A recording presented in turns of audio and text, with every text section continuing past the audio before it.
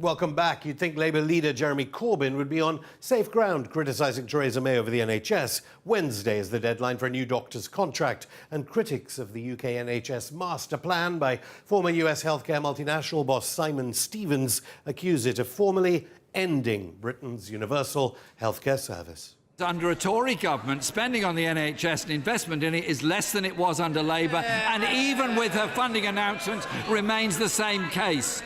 Mr. Speaker, the complacent attitude and platitudes hide the reality that under the Tories, our health service is going through the longest funding squeeze in history. But hang on, if he had been watching this show, he would have seen that the crisis in Britain's healthcare system is not necessarily a question of funding, though its government funding is half as a percentage of GDP that Donald Trump funds the US system. Here is what GP Dr. Bob Gill told us about why next week's deadline is so critical after years of Blairite Labour, Tory and Liberal governance. They've spent years disintegrating the NHS, breaking it up between purchaser and provider.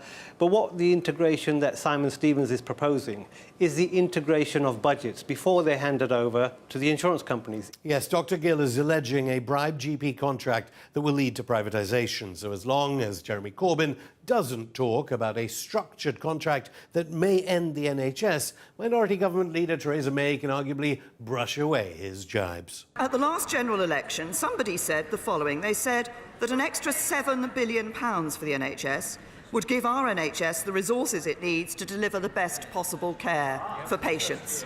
I wonder who that was. It was none other than the Leader of the Opposition. Is this government giving the NHS £7 billion? No. Is it giving it twice that? £14 billion? No. It is giving the NHS £20 billion. I'm proud of this government's and the Conservative Party's record on the NHS. But will all that funding disappear into the pockets of the CEOs of big US multinational healthcare companies? Thankfully, there was a happier union of UK and US celebrated at PMQs in between MPs, pleading for starving constituents suffering austerity. Members across the House, I'm sure, will also want to join me in sending my very best wishes to their Royal Highnesses, the Duke and Duchess of Sussex. I join her also in welcoming the birth of the baby to the Duke and Duchess of Sussex. Can I also congratulate the Duke and Duchess of Wessex and wish everyone that's had a birth over recent days. Sussex. The PM suggested the leader of the Scottish Nationalists congratulate the Earl of Dunbarton because Prince Harry is also that too. But interestingly, much less mainstream media attention than given to Meghan Markle's baby was given to a celebration of another signal of US-UK collaboration by Prince Harry's brother, William.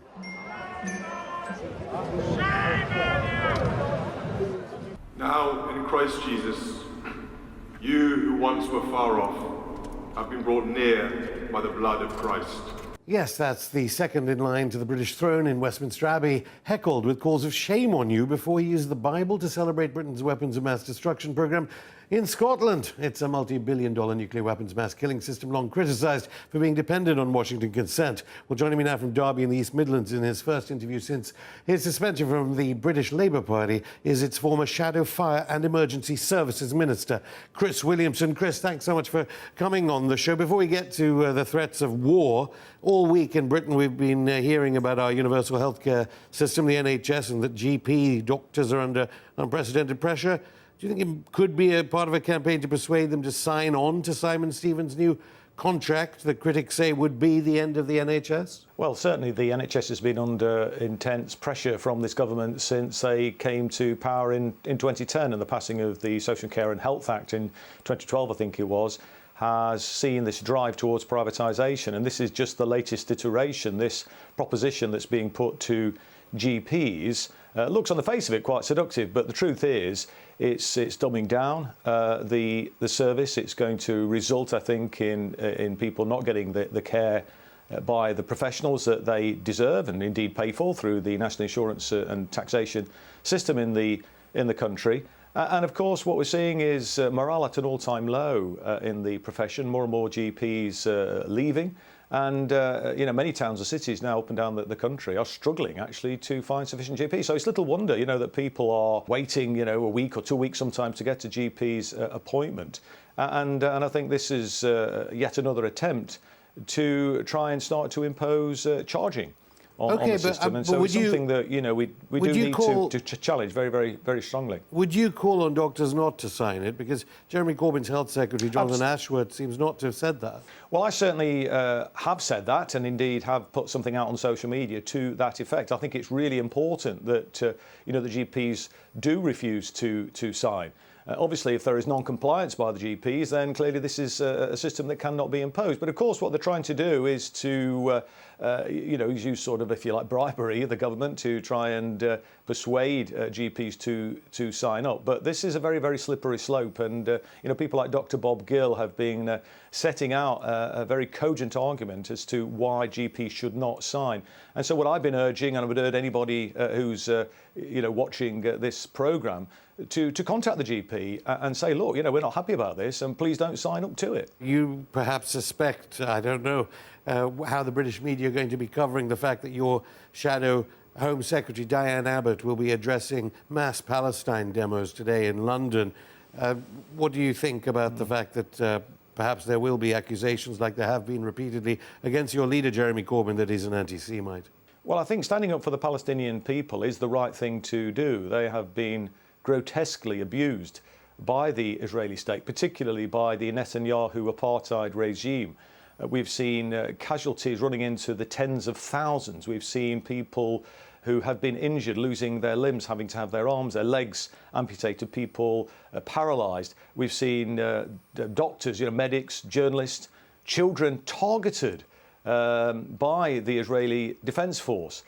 This is a humanitarian catastrophe that the Israeli state are visiting upon the Palestinian people. And I think all right-minded British people, indeed all right-minded people from around the world, will support the Palestinian people. And what we need, it seems to me, is for the Israeli state to abide by international law. They're flagrantly disregarding international law and are being given cover for that by the United States of America. It's an absolute outrage. Well, I'll get on to Trump in a second, but Israelis say these Palestinians are terrorists. The BBC, Comcast, Sky News and others say Israel has merely been retaliating to rocket fire from, say, Gaza. And in fact, obviously previous Labour Shadow Home Secretaries certainly haven't addressed Palestine demos. A big change in Labour policy here, perhaps. Well, indeed, there is a big change, and it's a good thing to see that happening. I think it's the right thing for the Labour Party to do. And yes, the media certainly haven't reported accurately, in my opinion, the scale of the onslaught from the Israeli state, and it's almost as if it's a kind of an equal struggle. But the truth is this military giant, the Israeli state, aided and abetted by the United States of America and Great Britain, has got to be said, using their power against a very weak Palestinian people. And, it's little wonder that sometimes some militants on the Palestinian side, retaliate.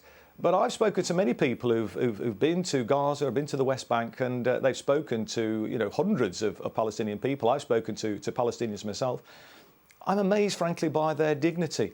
And what they say is all they want to do is to live in peace, to live side by side. But we have this huge ogre of the Israeli state inflicting this utter destruction on the Palestinian people, operating an apartheid state in Israel itself, where Palestinians are second-class citizens, don't have the same rights, are under military law as opposed to Israeli law, and this is apartheid writ large.